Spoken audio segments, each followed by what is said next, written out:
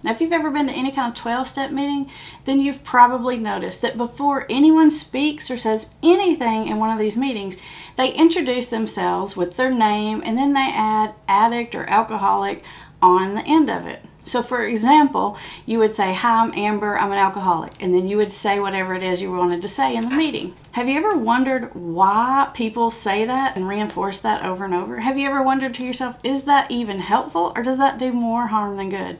That's what we're going to talk about in today's video.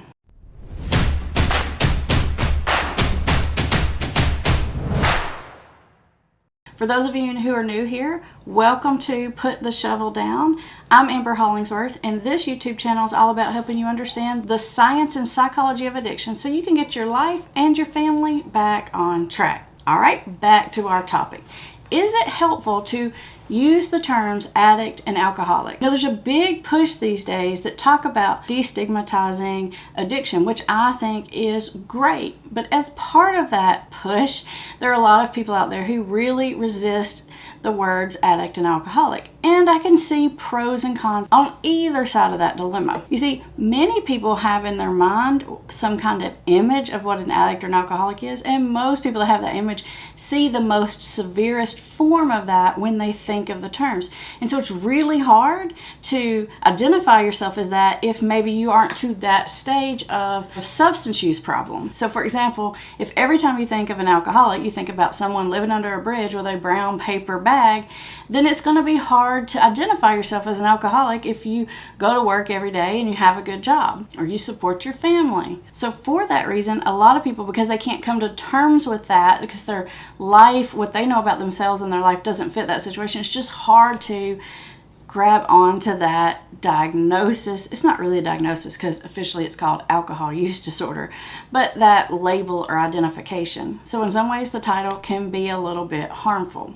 But in other ways, the title is actually really helpful. So let's take a look at the other side of that argument. You see, most of us, when we think about addict or alcoholic, we think about those terms, there's kind of an automatic assumption that goes with that says if you're an addict or an alcoholic, you can't control your substance use. When you decide that you take on that label, there's this other thing that comes with it, which is you acknowledging that you can't control it anymore. And I think that that is a very beneficial thing that comes along with these labels. Because you see, if you're identifying yourself as a problem drinker, then you're probably thinking, well, I just need to get it under control or cut it back. And as you're watching this video right now, you're thinking, yes, Amber, that is exactly it. Well, the bad news is that probably won't work for you if you are already to the moderate to severe levels of alcohol use disorder.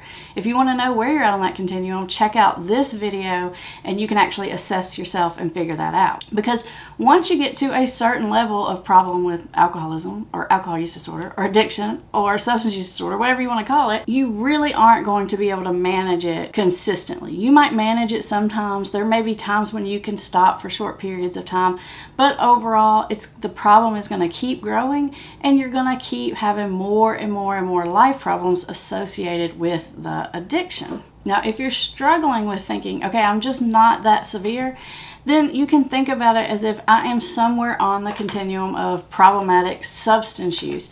Honestly, in the end, it doesn't matter to me what you call it. Whatever you want to call it or not call it is completely fine. The thing that matters to me is that you wrap your head around the fact that trying to control that substance use with all of those things that you've been trying before just isn't going to work.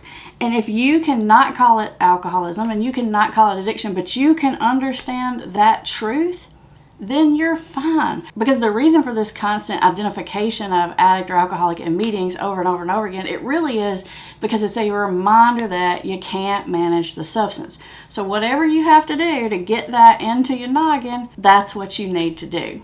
It's not about the label, it's about understanding the problem. Now, to help you get an even better understanding of it, I want you to watch this video next because it's going to explain a lot more about the behind the scenes of what we just talked about.